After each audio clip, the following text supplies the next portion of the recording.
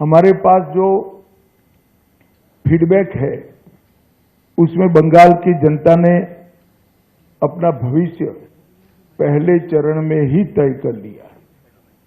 कवि गुरु टैगोर, महान सुभाष चंद्र बोस और खुदीराम बोस की ये भूमि ने विकास को चुना है और नरेंद्र मोदी जी के नेतृत्व में भारत के विकास की जो यात्रा चल रही है उसमें बंगाल के प्रथम चरण के मतदाताओं ने स्पष्ट कर दिया है कि बंगाल भी उसमें जुड़ने जा रहा है। 16 जिलों की 52 सीटों पर 92.98% मत ये निश्चित रूप से बताता है कि दीदी जाने वाली है और भाजपा आने वाली है। भय जाने वाला है और भरोसा आने वाला है। हमने कल देर रात तक हमारे सभी विधानसभा के कार्यकर्ताओं के साथ भारतीय जनता पार्टी बंगाल की टीम ने एक असेसमेंट करा है, जो पोलिंग हुई है ऐसा इसका, और मैं स्पष्ट रूप से आपको बताना चाहता हूं 152 सीटों में से 110 से ज्यादा सीटें भारतीय जनता पार्टी जीतने जा रही है। इसका मतलब है कि दूसरे चुनाव चरण को मिलाकर हम प्रचंड बहुमत के साथ बंगाल में शुद्ध रूप से भारतीय जनता पार्टी की सरकार बनाने वाले हैं। मित्रों, मैं थोड़े आंकड़े भी देना चाहता हूं। 16 के चुनाव में 1278 लोग घायल हुए थे, 21 में 1681, 23 के पंचायत में 664 और 24 के आम चुनाव में 761। उसकी तुलना में 30 से कम लोग कल घायल हुए। ये बताता है कि बाय एंड लार्ज चुनाव शांतिपूर्ण तरीके से हुआ है और मृत्यु का आंकड़ा एक भी नहीं है। और ये जो चुनाव बढ़ा है, मतदान बढ़ा है, वो भारतीय जनता पार्टी की सरकार बनाने का, परिवर्तन का मतदान।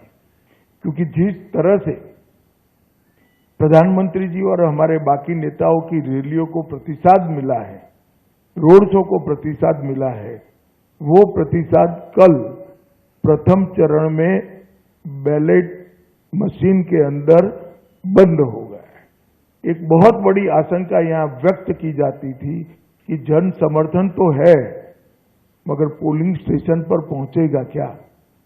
वो आशंका आज समाप्त हो गई है और मुझे विश्वास है कि दूसरे चरण में और उत्साह के साथ मतदान होगा। अब दूसरे चरण की भी मतदाताओं की जिम्मेदारी है कि यही परिवर्तन के दौर को वो आगे बढ़ाए। बहुत लंबे समय के बाद, जब कोई विपक्षी पार्टियां नहीं थी, हमारे देश की आजादी के बाद का वो दौर बात कर दीजिए, तो 5 तारीख के बाद अंग, बंग और कलिंग तीनों जगह भारतीय जनता पार्टी का शासन होगा, कमल का शासन होगा। और मैं मानता हूं ये निशानी हमारे पूर्वी भारत के लिए शुभांकर है। नरेंद्र मोदी जी ने 2014 में कहा था कि भारत की दोनों भुजाओं का, भारत माता की दोनों भुजाओं का सम विकास होना चाहिए। पश्चिम के क्षेत्रों में विकास काफी अच्छा हुआ है, कोई न कोई कारण से पूर्व के क्षेत्र पिछड़े हुए हैं।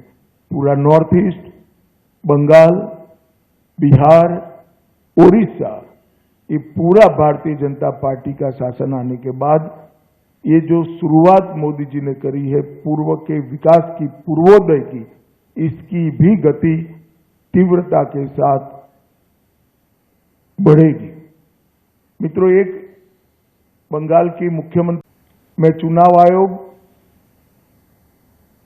सभी सीएपीएफ, चुनाव आयोग के सहयोग में लगा हुआ पूरा तंत्र और बंगाल पुलिस को भी हृदयपूर्वक बहुत बहुत अभिनंदन देना चाहता हूं, क्योंकि बंगाल के बहुत लंबे अरसे के बाद एक भी मृत्यु नहीं हुई है, इस प्रकार का ये चुनाव हुआ है जो अपने आप में एक अजूबा है।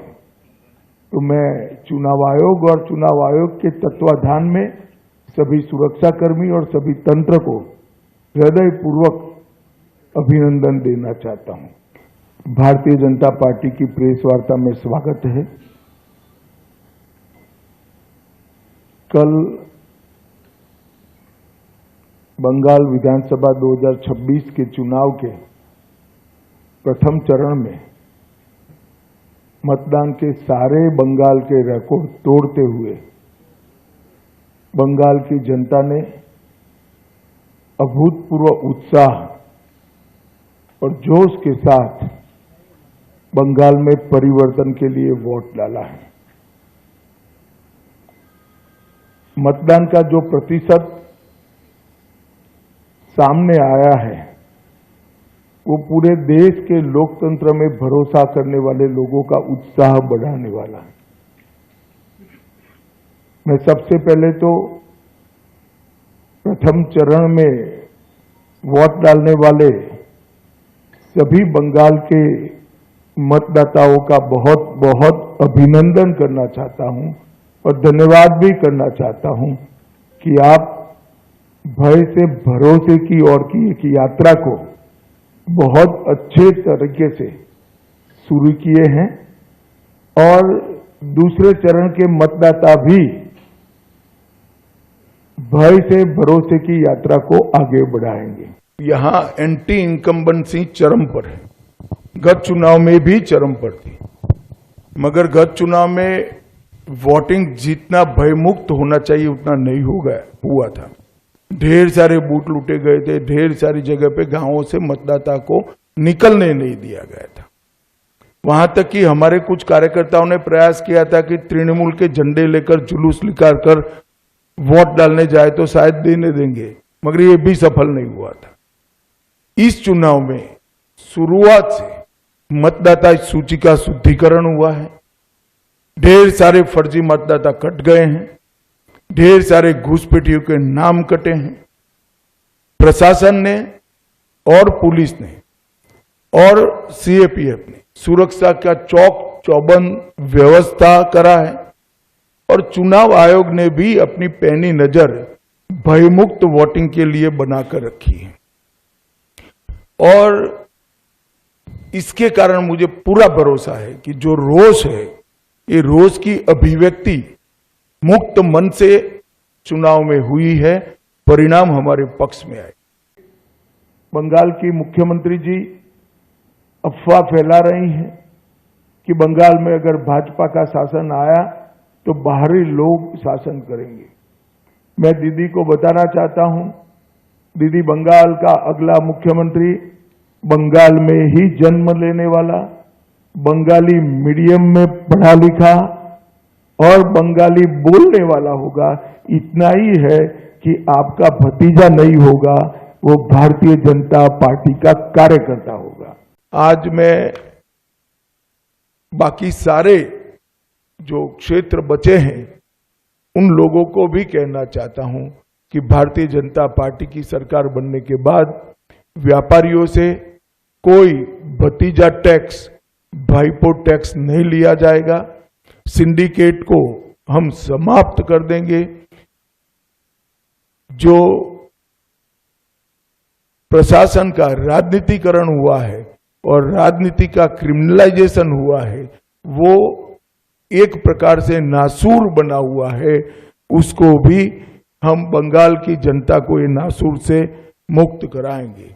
बंगाल के अंदर आधुनिक खेती के लिए कोई संगठित प्रयास विगत 50 साल से नहीं हुआ है। मां गंगा की कृपा जो कांप को ढोकर लाती है और पानी की उपलब्धता है, इसी के आधार पर यहाँ का किसान खेती करता है।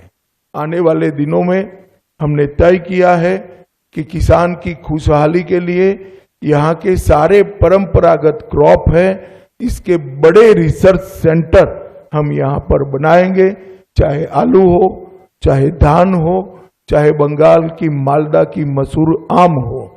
पान हो, ये सभी के लिए इसकी खेती को वैज्ञानिक तरीके से हम आगे बढ़ाएंगे। और एक भ्रष्टाचार प्रस्तापित इंस्टीट्यूशनलाइज करने का काम ममता बनर्जी ने किया है। 32 से ज्यादा घोटालों के माध्यम से 10,000 करोड़ से ज्यादा रुपयों का भ्रष्टाचार बंगाल में हुआ है। 10,000 करोड़ के रुपए। हमारी सरकार भ्रष्टाचार मुक्त पारदर्शी शासन तो देगी ही देगी, मगर जिन्होंने भ्रष्टाचार किया है इनके खिलाफ एक श्वेत व्हाइट पेपर जारी कर सारे भ्रष्टाचार के आरोपों की सुप्रीम कोर्ट के रिटायर्ड जज से जांच कराकर भ्रष्टाचारियों को कड़ी से कड़ी सजा दिलाने का काम करेंगे, जिससे आने वाले अनेक सालों तक यहां पर कोई भ्रष्टाचार की करने की हिम्मत न कर पाए। मित्रों, हमने अपील की है